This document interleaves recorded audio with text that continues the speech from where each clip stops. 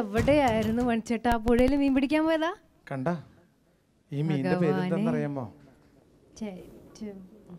ഇതിന്റെ പേരാണ് മഞ്ഞക്കൂരി.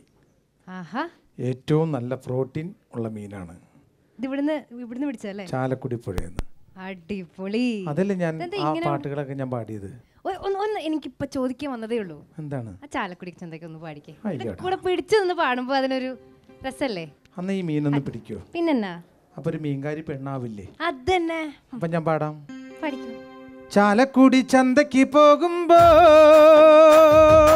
ചന്ദന ചോപ്പുള്ള മീൻകാരി പെണ്ണിനെ കണ്ടേ ഞാൻ.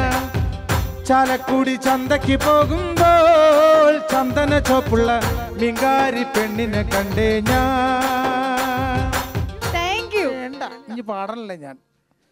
അപ്പോ നമ്മൾ ഇന്ന് കവിതയെ നമ്മൾ ചെയ്യാൻ പോകുന്നത് നല്ല വെയിറ്റ് ഉണ്ട്. നമ്മൾ ഇന്ന് ചെയ്യാൻ പോകുന്ന വെച്ചിട്ടുണ്ടെങ്കിൽ നല്ല കൊടംപുളി, നല്ല മുളകും മറ്റേ കുരുമുളക് എല്ലാം കൂടി, മഞ്ഞപ്പൊടി മാത്രം അതിനകത്ത് വറക്കില്ല, മല്ലിപ്പൊടിയും മുളക് പൊടിയും ഇതെല്ലാം കൂടി വറുത്തെടുത്ത് ഇന്ന് വരെ നമ്മുടെ സ്വന്തം നൗഷാദക്ക വെക്കാത്ത രീതിയിലുള്ള ഒരു കറിയാണ് നമ്മൾ വെക്കാൻ പോകുന്നത്. മീൻകറി ചിക്കൻ കറി വെക്കുന്ന പോലെ എങ്ങനെ വെക്കാം എന്നുള്ളത് നമുക്ക് അദ്ദേഹത്തിന്റെ ഒരു പാഠം പഠിപ്പിച്ചു കൊടുക്കണം. വേണം. ആരെയൊക്കെയാണ് നമുക്ക് ഇങ്ങോട്ട് വിളിക്കേണ്ടത്? അപ്പൊ ഇതുകൊണ്ടൊരു കറി വെക്കണം. ഈ കറി നമ്മളായിട്ട് ഉണ്ടാക്കുന്നതാണ്, കണ്ടസ്റ്റൻസ് കൊടുക്കുന്നതല്ല. അല്ല, ഇത് സ്പെഷ്യൽ മണിച്ചേട്ടന്റെ എന്റെ ഒരു സ്പെഷ്യൽ.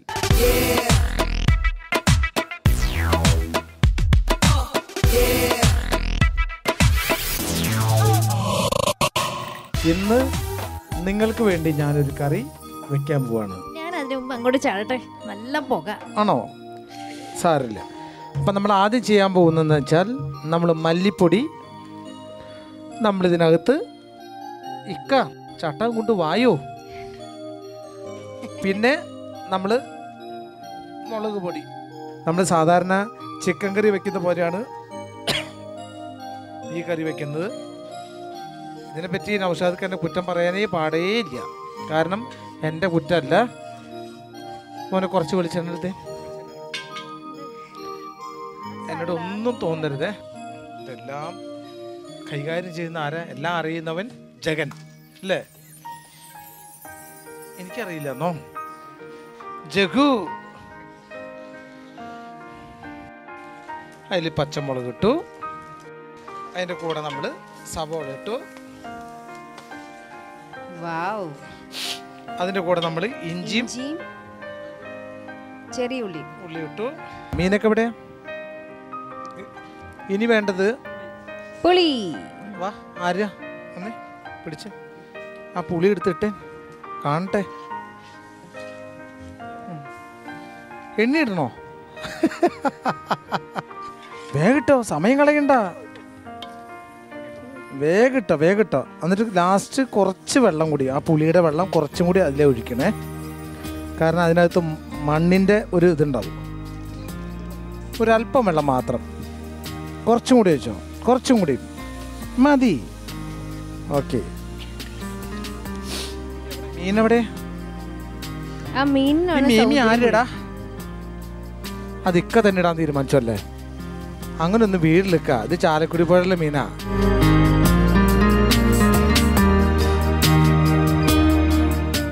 ഒന്ന് കാണട്ട. ആ ആരോഗ്യം വെച്ചൊന്ന് ഇളക്കിയേൻ. ഇനി കുറച്ച് വെള്ളം.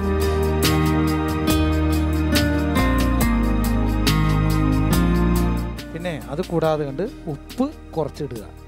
ഉപ്പിട്ട് തിരുമ്മി വെച്ചതാണ് മീൻ, എന്നാലും ഇത്തിരി കൂടി ഉപ്പ്. ഈ ഉപ്പിടുന്ന ഞാനാണ്. അതെ, അത് കറക്റ്റ് ആയിരിക്കും. ഓക്കെ. ഇത്തിരി ഗരം മസാല.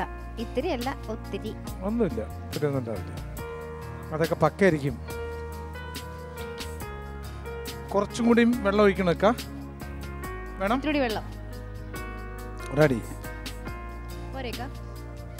അല്ല? ഇത് കൂട്ടി നിങ്ങൾ നല്ല തൂശിനലയിൽ നല്ല കുത്തരി ചോറും നല്ല കണ്ണിമാങ്ങ അച്ചാറും പിന്നെ കുറച്ച് എന്താ പറയുക നല്ല ചമ്മന്തി, ഉണക്കിമീൻ വറുത്തതും, പിന്നെ അതെല്ലാം കൂട്ടി എല്ലാം കഴിച്ചിട്ട് ഇങ്ങനെ കപ്പൽ മുങ്ങിയല്ലേ അങ്ങനെ കൂട്ടി കഴിക്കുമ്പോൾ എന്ത് രസമാണെന്നറിയാമോ? ഇത് കഴിച്ച് നോക്കിയിട്ട് എന്നോട് പറയണം. ഇതിനകത്ത് ഞാൻ ഒറ്റ ചേരുവ് മാത്രം ചേർത്തിട്ടില്ല എന്ന് മാത്രമേ ഉള്ളൂ. എന്തായാലും ഒന്ന് വെന്തോട്ടെ. ഓക്കെ, അതിനുള്ളിൽ ഒരു പാട്ട് പാടാൻ നമ്മുടെ ഓഡിയൻസിൽ കഴിവുള്ള ആരെങ്കിലും ഉണ്ടെങ്കിൽ ഒരാൾ കയറി വന്നു. വിളിച്ചില്ല, അതിനു മുമ്പ് എത്തി.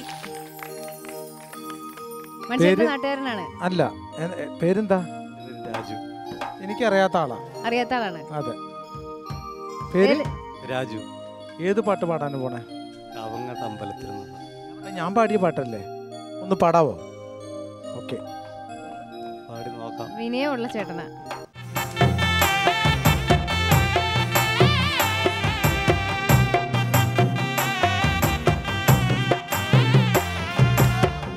കാവങ്ങാട്ടെ അമ്പലത്തില് പാട്ടല്ലേടിയേ കേക്കണത്. നേരം വെളുത്തടി പെണ്ണ് കട്ടൻ തിളപ്പിക്കു പൊന്നാരേ. നേരം വെളുത്തടി പെണ്ണ് കട്ടൻ തിളപ്പിക്കു പൊന്നാരേ.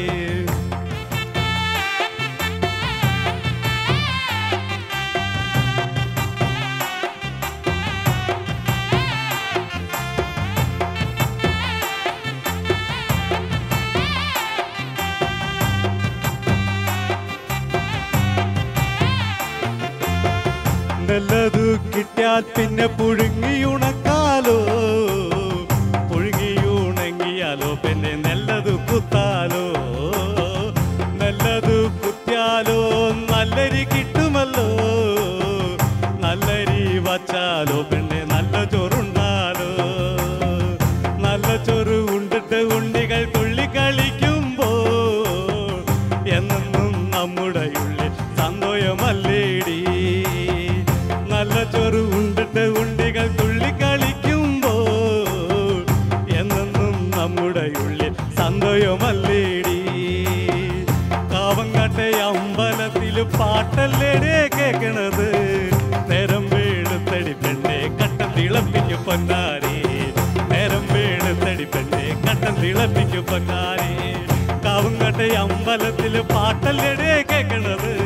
നേരം വെളുത്തടി പെണ്ണെ കട്ടൻ തിളപ്പിക്കു പൊന്നാരേ. നേരം വെളുത്തടി പെണ്ണെ കട്ടൻ തിളപ്പിക്കു പൊന്നാരേ.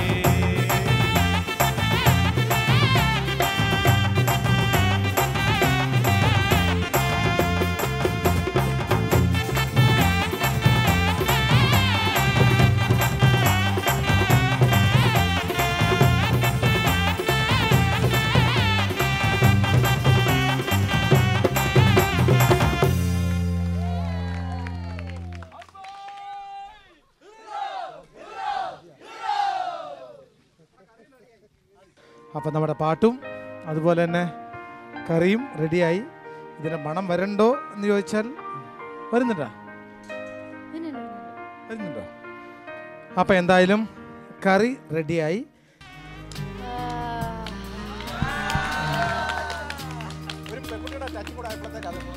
ഓ എന്തോ മീനിന് നാണം വന്നു. ഒരു പെൺകുട്ടിയുടെ കൈ കൂടി ടച്ച് ചെയ്തപ്പോഴാണ് അത് പൂർണ്ണമായത്. കൊള്ളാം, സന്തോഷമായി. അപ്പം ഞാൻ ആരായി? ഞാൻ ശശിയായി. തേജേട്ടൻ ആരായി? ചാലക്കുടി ശശി. എന്തായാലും തേജേട്ടാ, മീനിന്റെ ക്വാളിറ്റി ഇതിന്റെ മീൻ ടേസ്റ്റ് ചെയ്യരുത്. മീൻ നോക്കരുത്, അതിന്റെ ഗ്രേവി മാത്രം തേജേട്ടന് കൊടുക്കുക.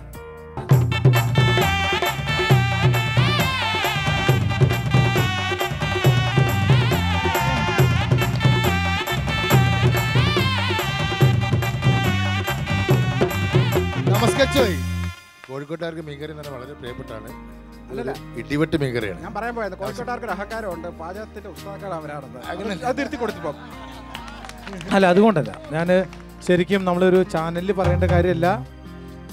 മലയാള സിനിമയിൽ ഏറ്റവും കൂടുതൽ മീൻകറിക്ക് ഇഷ്ടപ്പെടുന്നൊരു നടനുണ്ട്, പപ്പേട്ടൻ. പപ്പേട്ടൻ ഒരു ഷൂട്ടിങ്ങിന് ചെല്ലണമെങ്കിൽ അവിടെ ചെല്ലുമ്പോൾ ഒരു വീടിൻ്റെ ഉമ്മർത്തിരിക്കുകയാണെങ്കിൽ പോലും പറയും, എന്താണ്ടത്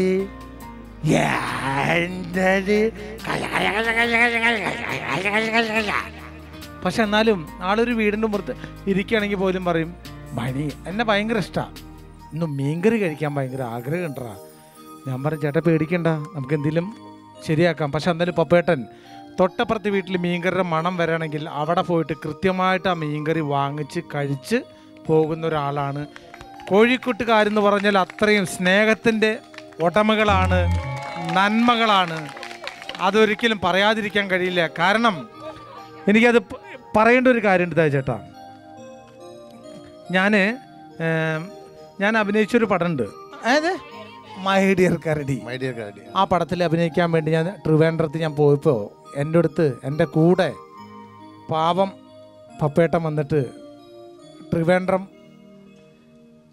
എന്താ പറയുക, എനിക്കത് സഹിക്കാൻ പറ്റാത്തൊരു നിമിഷം. അത് അവിടെ ആ മ്യൂസിയത്തിൽ വന്നിരുന്നിട്ട്, അവിടെ കാഴ്ച ബംഗ്ലാവിൽ വന്നിരുന്നിട്ട് എന്നോട് പറഞ്ഞു, എടോ ഞാനൊക്കെ മരിക്കാറായ ആളല്ലോടോ, നിങ്ങളൊക്കെ എന്തെങ്കിലുമൊക്കെ സഹായം ചെയ്യണ്ടേ. ഞാൻ പറഞ്ഞു എന്താ പപ്പേട്ട, എന്നെ ഒന്ന് സിംഹത്തിനെ കാണിക്കടോ. നമ്മളാണ് എല്ലാം പൂർത്തീകരിച്ച് സിംഹം എന്ന് പറയാറ്, പക്ഷെ അവിടെ സിംഹം എന്ന് പറയാറുള്ളൂ. ഞാൻ അവിടെ പോയിരുന്നു.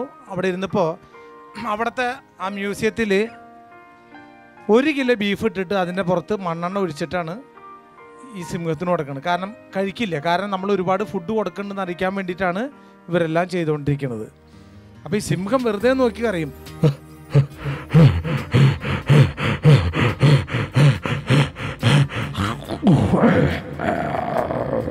പിന്നെ അത് കിടന്നുറങ്ങും. പക്ഷെ പപ്പേട്ടൻ പറഞ്ഞു എനിക്ക് സിംഹത്തിനെ കണ്ടോ. അവിടെ ഇരുന്നു കഴിഞ്ഞപ്പോൾ ഈ സിംഹത്തിന് ജീവനോടുകൂടി ഒരു ഇറച്ചിയുടെ കഷ്ണം കിട്ടിയത് ഒരു കാക്ക മീൻസ് അത് വന്നിട്ട് ഈ കൂടിൻ്റെ അകത്തിരുന്നു. അപ്പൊ സിംഹം കിടന്നുറങ്ങാ.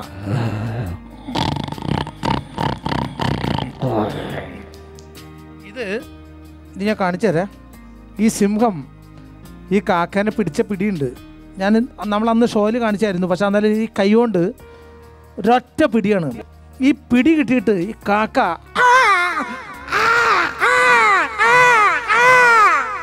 കരഞ്ഞിട്ട് ഓടിയിട്ട് ഇതിൻ്റെ ഫ്രണ്ടിലുള്ള ജനലിൻ്റെ വഴിക്ക് ഈ കാക്ക ഓടിയിട്ട് ഈ കാക്കയുടെ തല അതിൻ്റെ ഇതിൽ പോയിട്ട് ഇടിച്ചിട്ട് കാക്ക അവിടെ നിന്നും രക്ഷപ്പെട്ടു. പക്ഷേ ഇവിടെ കിടക്കുന്ന സിംഹം ഭയങ്കര ഒച്ച വയ്ക്കാം.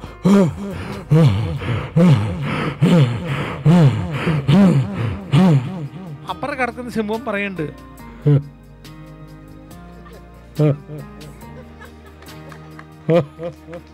കാരണം അത് കയ്യിൽ നിന്ന് പോയി. ഇത്രയും നല്ലൊരു ജീവനെ കിട്ടിയിട്ട്, അല്ലെങ്കിൽ ഒരു പ്രാണീനെ കിട്ടിയിട്ട്, അല്ലെങ്കിൽ ജീവനുള്ളൊരു കാക്കേനെ കിട്ടിയിട്ട് അത് പിടിച്ച് കഴിക്കാൻ പറ്റാത്ത നീയാണോ സിംഹം? പക്ഷെ പിന്നെ ഞാൻ കാണുന്നത് ഈ കാക്ക നമ്മുടെ പറമ്പിലൊക്കെ വാഴയില്ലേ, അതിൻ്റെ കൊടപ്പൻ എന്ന് പറയും, കണ്ടിട്ടുണ്ടോ? അതിന് തേൻ കുടിക്കുന്നത് അതന്നെ. ഈ കാക്കയുടെ വാലുമാണ് കയറി പിടിച്ചത്. അതിൻ്റെ വാല് മുഴുവൻ അവിടെ കിടക്കണ്ടായിരുന്നു. ഈ കാക്കയുടെ വാല് പോയിട്ട് കൊടപ്പൻ്റെ ഷേപ്പായി. നേരെ പറന്ന് പോയിട്ട് കാക്ക അതിലിടിച്ച് ഭിത്തിയിലിടിച്ച് അവിടെ ഇടിച്ച് ഒക്കെ ഇടിച്ചിട്ട് നേരെ പോയിട്ട് രക്ഷപ്പെട്ടു. അതാ ഭിത്തിയിൽ നിന്നിട്ട് പറയാ, ഒരു മരത്തിൻ്റെ മുകളിൽ നിന്നിട്ട് ഞാൻ രക്ഷപ്പെട്ടു എന്നുള്ളൂ മറ്റു കാക്കകളെ വിളിച്ച് പറയാ.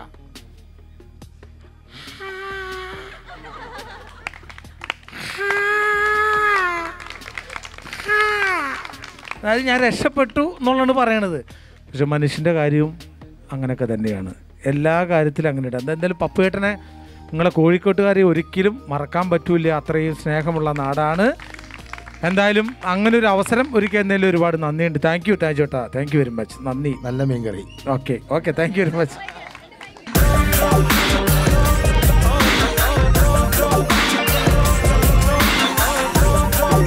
മണിച്ചേട്ടൻ്റെ മീൻകറി ഭയങ്കര ഫേമസ് ആയി. കണ്ടസ്റ്റൻസ് എല്ലാവരും അത് കഴിച്ചുകൊണ്ടിരിക്കുകയാണ്. നമുക്കവിടെ ഗെയിംസ് ഒക്കെ ഇനി ഉള്ളതാണ്. ഏതായാലും മണിച്ചേട്ടാ, സത്യം പറയുക, ഇത് വലിയ കൊടുംചതിയായി പോയി. ആൾക്കാരാരുമില്ല, ഞാൻ പകുതിയായുള്ളൂ. എനിക്ക് ഈ മീൻ കഴിച്ചിട്ട് വേണം അടുത്തതിലേക്ക് പോകാൻ. ഇതിനൊക്കെ സമ്മതിക്കില്ല. കുറച്ച് ഇനി ഇവരെ എല്ലാവരും വിളിച്ചുകൊണ്ട് അവിടെ കൊണ്ടുപോയി നിർത്തി അടുത്ത മത്സരം നടക്കുന്ന സ്ഥലത്തേക്ക് കൊണ്ടുപോകണം അല്ലേ? ഇവർ വരുമെന്ന് എനിക്ക് തോന്നുന്നില്ല, മീൻകറിയിലാണ്. എനിവേസ് നമുക്ക് ഇവിടുന്ന് അങ്ങോട്ടേക്ക്